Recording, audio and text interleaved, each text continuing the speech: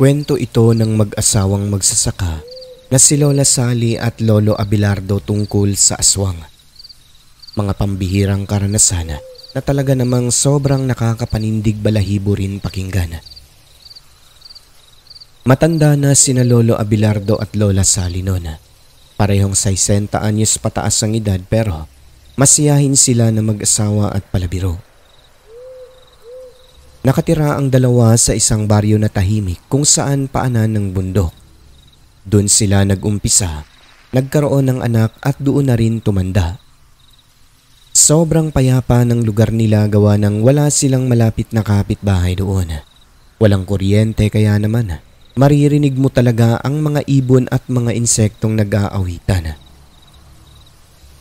Dalawa na lang silang naninirahan doon buhat ng ang dalawa nilang anak na puro lalaki ay pareho ng may mga sariling pamilya, nakabukod na at nakatira sa ibang lugar partikular sa bayan kung saan sila naghahanap buhay. Ang hanap buhay naman ni Lolo Abelardo ay panananggot o mananggiti na tawag sa iba. Bukod doon, meron din siyang malawak na maisan at balanghoy. At gaya ng sabi ko kanina, wala silang malapit na kapitbahay sa lugar. Hanggang isang araw, may mag-asawang walang anak na mga 60 anyos din pataas ang edad na dumating sa katabing bakanting lupa di masyadong kalayuan mula kina Lola. Simula noon kahit papano ay meron na silang kapitbahay na matatawag na malapit lang kaso ayon naman kay Lolo Abelardo at Lola Sally, sa umpisa ay hindi masyadong nakikisalamuha ang dalawa, lalo na yung babae na mukhang masungit. Hanggang sa nagkakausap na sila noon kung minsan lalo na kapag nagkakasalubong sa daan kaya naman nagkakilala rin sila at nakilala nila Lolo ang pangalan ng dalawa na sina Warlito at Pasita. Sila yung mga tao na hindi sanay sa liwanag ng araw kasi hindi raw sila nakakakita ng maayos. Pero kapag hapon at gabi, malinaw ang paningin. Ang nagdala umano sa kanila roon ay yung kasamahan nila sa simbahan na nagmamay-ari ng lupa na kanilang tinayuan ng barong-barong. Hindi binanggit kung anong relihiyon, basta sa simbahan lang ang sinabi nung babae at lalaki. Maayos naman po sa umpisa, matiwasay ang pamumuhay, payapa ang buhay ng magkakapit-bahay. Tulad nila Lola Sally at Lolo Abelardo, nagsaka rin ang bagong saltang mag-asawa. Tanim-tanim ng mga gulay at kung ano-ano pa para mapagkakakitaan.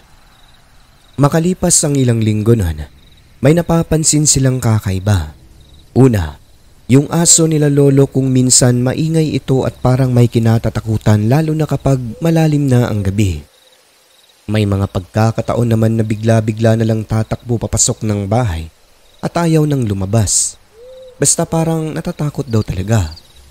Bukod doon, kung dati bihira lang sila makarinig ng paghuni ng tiktik sa lugar, simula nung dumating ang mag-asawa, halos kada gabi na.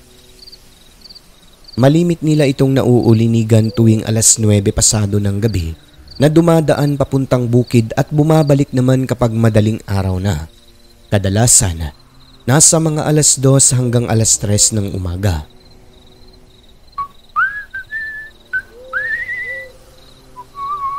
Hoy Abe, halika nga muna rito, itigil mo muna yung kakatabako mo dyan. Para kang kapre na maliit. O bakit Sally ko? May sasabihin lang ako. Ano naman yun? Alam mo, duda ako sa tiktik na dumadaan ba? Taga rito yan. Ay, bakit mo naman nasabi? Hindi mo ba napapansin? Kada gabi na yung padaan-daan dito eh. Tapos naglalaho doon no? Saan ba oy? Doon sa bagong kapitbahay natin. Hindi mo ba napapansin yon? Huwag mong sabihin na taga dyan ang tiktik. Pero oo nga no, may punto ka rin Sally kasi nababatid ko rin yan. Pero huy mahal, huwag tayong mangbintang. Uy, wala tayong ebidensya, masama yun. Ay, hindi naman ganun. Napapansin ko lang na dyan banda naglalaho ang tiktik. Diyan nga pero baka hindi sa kanila. Kung sa bagay, halika na bibi. Tulog na tayo, malamig ang gabi. Ay nako, lumuloy-loy na. At hindi pa ako antok, tabako pa ako mahal. Mauna ka na lang dyan.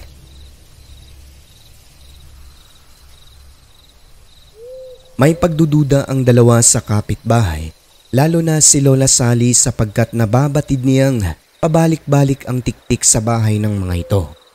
Kung minsan naman, nakakarinig sila ng mga kakaibang tinig na nagmumula sa bahay ng mga dayo. May parang kabayo, kalabaw, ngunit nakakapagtaka kasi wala naman silang mga alagang ganon.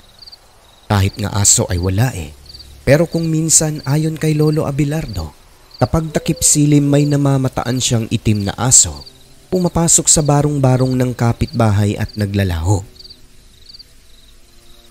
Isang hapon, napadaan si Lolo Abe noon malapit sa bahay ng mga dayo dahil galing siya nag-harvest ng mga balanghoy sa kanyang taniman. Malayo pa lang, nakita niyang may usok na nagmumula sa bahay ng mag-asawang Warlito at Pasita. Pagkatapat niya rito, nakita niyang abala ang lalaki sa pag-ihaw ng karne ng baka habang yung babae ay nakatayo lang sa may pintuan. Mabango ang usok, sabi ni Lolo Abe. Nakakagutom daw talaga. Nang mapansin siya ni Warlito, tinawag si Lolo Abe.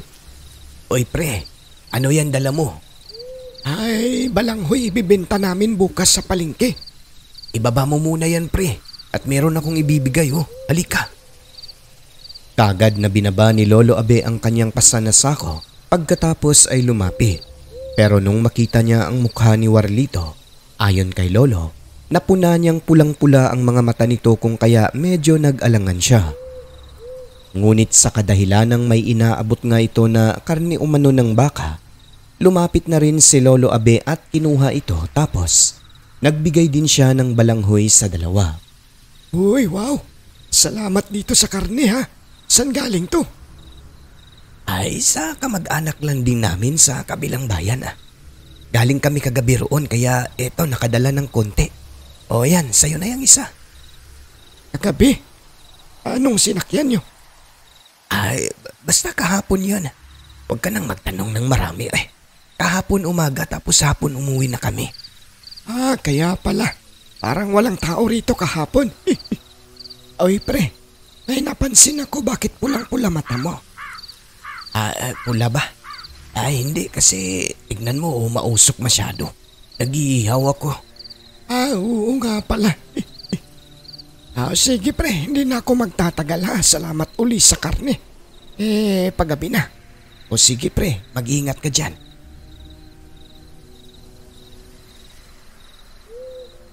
Sa mga pahayag pa lang ni Warlito, agad na nasabi ni Lolo Abe na nagsisinungaling ito kasi nandudoon yung mag-asawa sa loob ng bahay ng mga ito nung tanghali kahapon.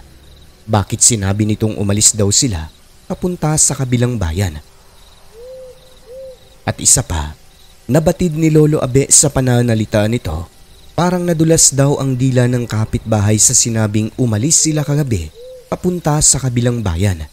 Kaya nang dahil doon, nasabi niyang parang may basihan ang mga paghihinala ni Lola Sally.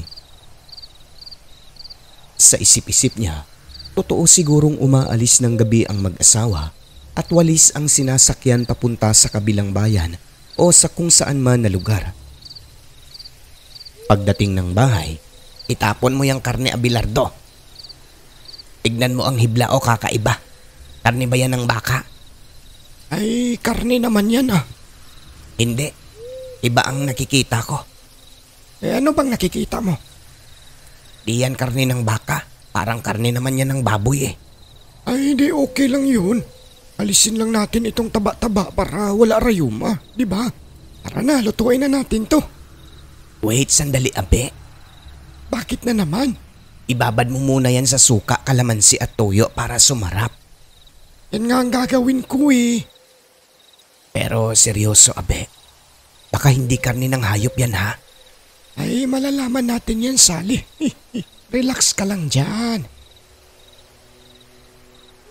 Naganda ng mga rekados si Lolo Abelardo pero bago yun pinatakan muna nila ng kalamansi ang karne. Wala naman pong nangyaring kakaiba kung kaya nasabi ng dalawa na karne talaga ng hayop ang binigay sa kanila ng mag-asawang kapitbahay. Ngunit maya-maya noon, nang isasalang na sa apoy upang iihaw, dito na nagtaka si lolo at lola dahil yung karne ay nag-iba ang kulay at hibla. Naging yellowish ito at sa di malamang dahilan ay kumorte pa ng parang hita ng tao na walang buto. Tapos bumaho ang amoy na parang papunta na sa pagkabulok. Talagang nasuka si Lola Sally noon. Ang ginawa nila, kaagad na nilibing ang karning yon sa likod ng bahay dahil sabi ni Lolo, karni raw ng tao.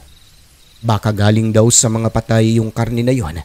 Mga kakalibing pa lang na hinukay at kinuha ang parte ng katawan para gawing pagkain.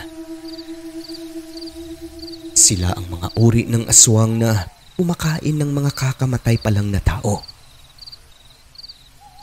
Simula noon, mas tumindi ang hinala nila na ang mag-asawang dayong ito ay parehong mga aswang.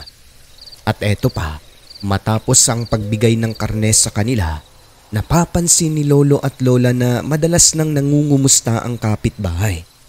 Kumbaga, nakikipagkaibigan, padaan-daan ngunit hindi makapasok sa bakuran bunsod nang nagwa-wild ang aso nilang nakatali sa silong ng bahay kapag umaakmang papasok si Warlito at Pasita. Kaya kapag napunta doon, hanggang sa unahan na lang ang dalawa nagtatawag. Sina Lola Sally naman ay hindi na lamang nagpahalata, patay mali lang upang hindi makatunog ang mag-asawang kapitbahay na pinagdududahang mga aswang. Ang malala rito nang tumagal, madalas nang inaabutan si Lolo ng isang malaking hiwa ng karne ni Warlito. Si Lolo Abelardo naman ay patay mali lang. Tinatanggap na lamang ang binibigay pero nililibing kaagad pagdating sa bahay. Kung susumahin ayon sa kanya, lahat ng natanggap niya mula sa kapitbahay ay nasa mga 100 kilos na raw o mahigit pa na inilibing lang sa kung saan-saan. Kahit sino ay maghihinala kasi nga, bakit laging may karne ang kapitbahay? Isang pagkakataon, takip silim na at kasalukuyang nasa ibabaw ng niyog si Lolo Abenon. Maya-maya, nakaramdam siya ng tawag ng kalikasan. At dahil hindi na kaya gawa ng mataas ang niyog, pumwesto na lamang siya sa ibabaw pagkatapos ay nagparaos. Habang nakaupo at nahuhulog naman ang mga dumi sa lupa, di nagtagala may namataan siyang itim na aso na naglalakad patungo sa direksyon ng sapa. Pinagmasdan ito ni Lolo kasi tingin niya hindi ordinaryo buhat ng bigla-bigla na lang daw sumusulpot sa unahan. At kung minsan nagiging parang anino sa kanyang paningin. Ilang sandali pa, sa maniwala kayo o hindi bago ito tumapak sa tubig, bigla na lamang tumayo at naging tao. Walang iba kundi ang kapitbahay nilang babae na si Pasita.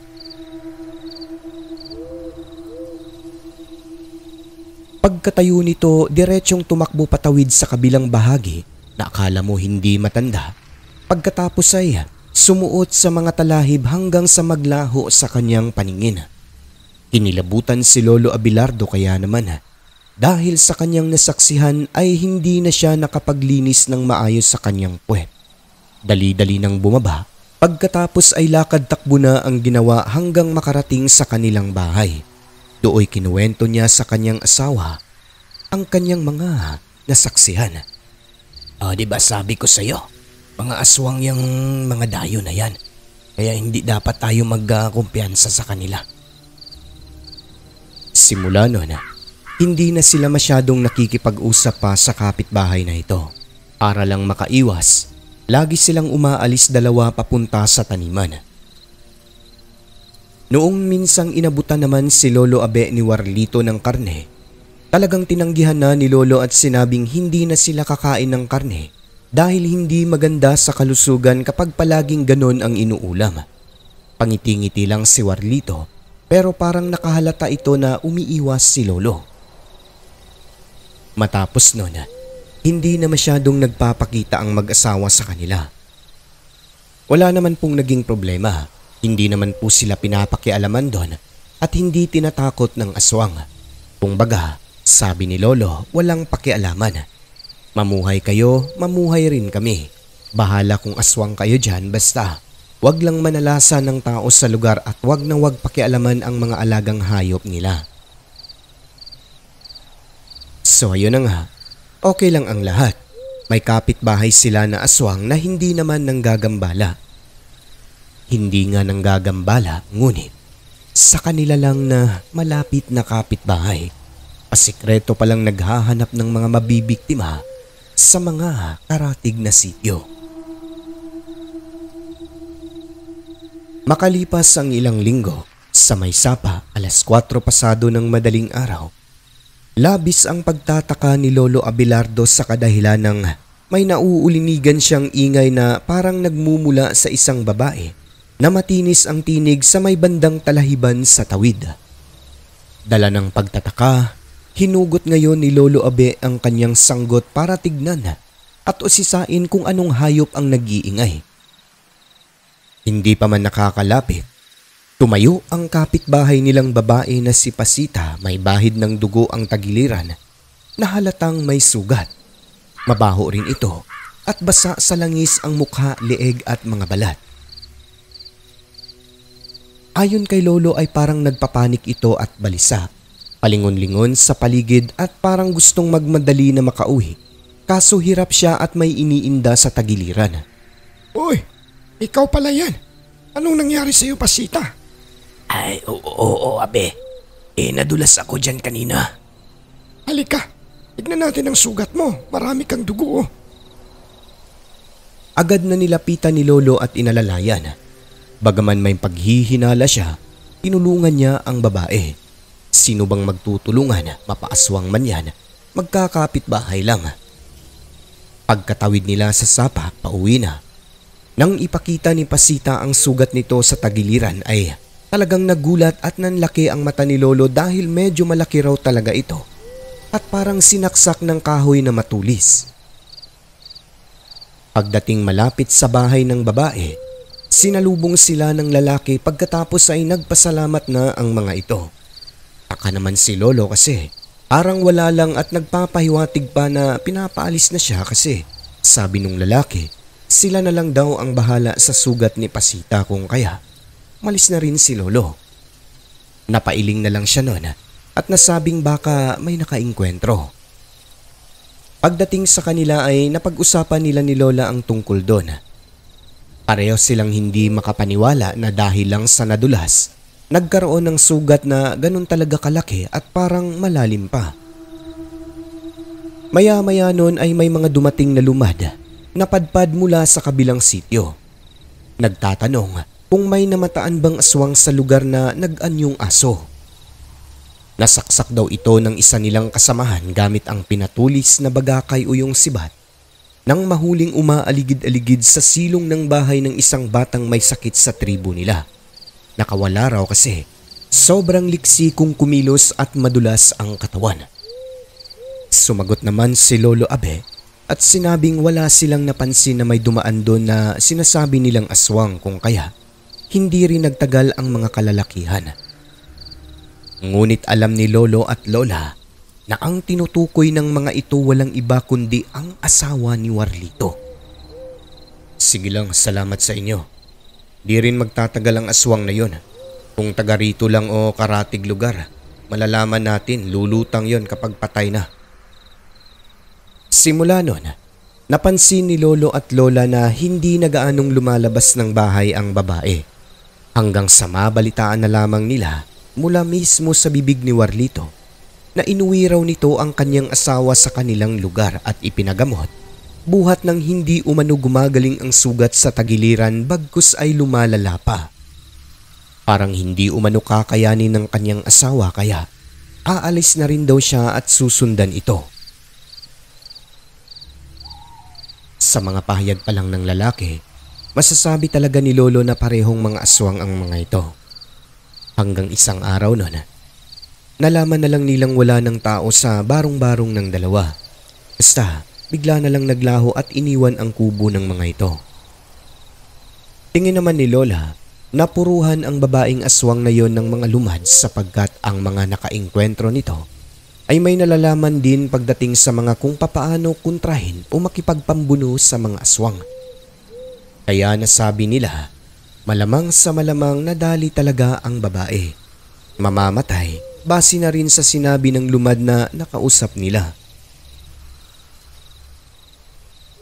Sa huling bahagi ng kwentong ito, ayon kay Lolo Abelardo at Lola Sally, maraming pangyayaring mahirap ipaliwanag tulad na lamang ng kung papaano inuwi ng lalaki yung misis nito sa lugar nila at makabalik agad doon gayong hindi naman daw nila nakitang umalis ang dalawa at ang layo-layo pa ng lugar ng mga yon.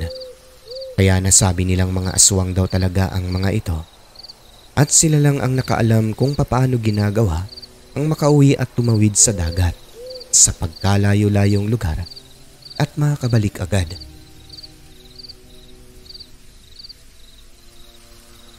At yun lang po muna ang kwento ni Lolo Abelardo at Lola Sally. Nakakakilabot na mga karanasan tungkol sa karne at aswang.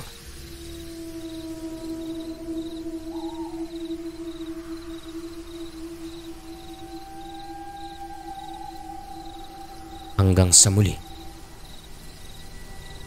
Zarabel ng Iloilo.